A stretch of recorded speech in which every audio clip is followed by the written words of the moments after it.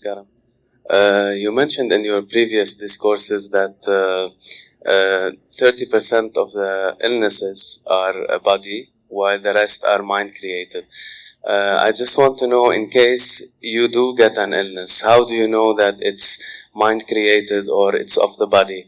And in case it's psychosomatic in nature, what would be the emotional and the thought pattern that's behind it? How would you find that out and correct it if possible? Thank you. Suppose your right hand gets up and does funny things and smashes you, pokes your eyes, do you have an ailment or no? Yes, isn't it? For sure you have. That's exactly what your mind is doing, isn't it? It gets up, pops around, hurts you, pokes you, makes you cry, makes you suffer. Do you have an ailment or no? If your hand started poking at you, hitting you, beating you up, definitely you are sick, isn't it? Yes.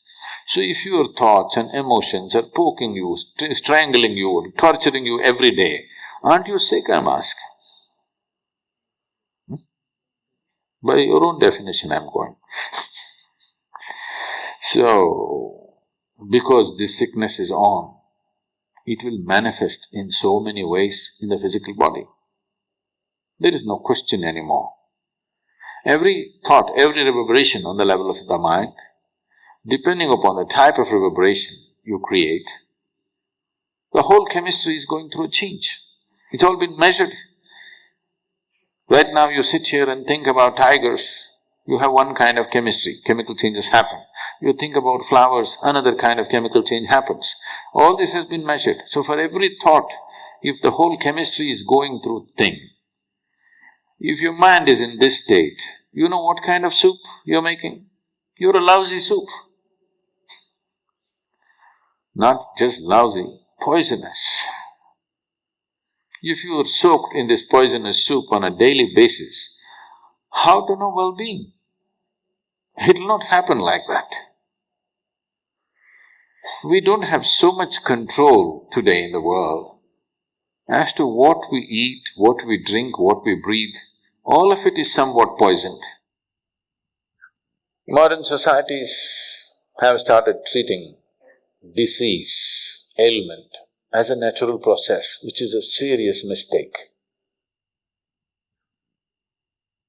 Ancient societies always saw disease as something wrong.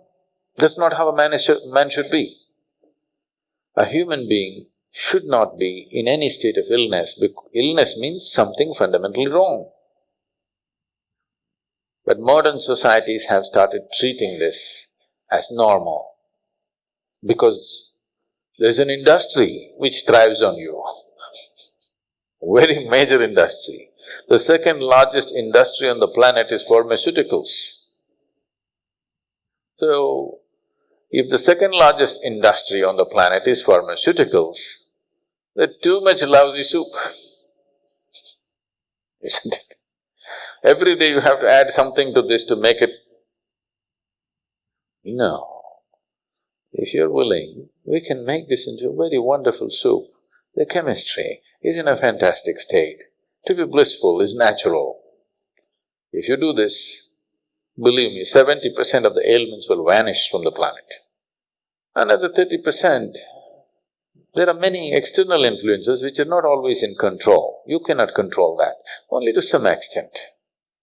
So, if you are constantly creating a nasty chemistry within you, how is life within you supposed to understand you're seeking well-being? How? It's just unfair. Life within you thinks, he likes ailments and gives it to you. Yes? If you're poisoning your system from within, for which there is substantial proof, for every thought and emotion, the chemical composition of your body is changing, if you're creating poison from within you and you want to live well, how is it? Life doesn't work like that. Unless you do right things will not happen to you.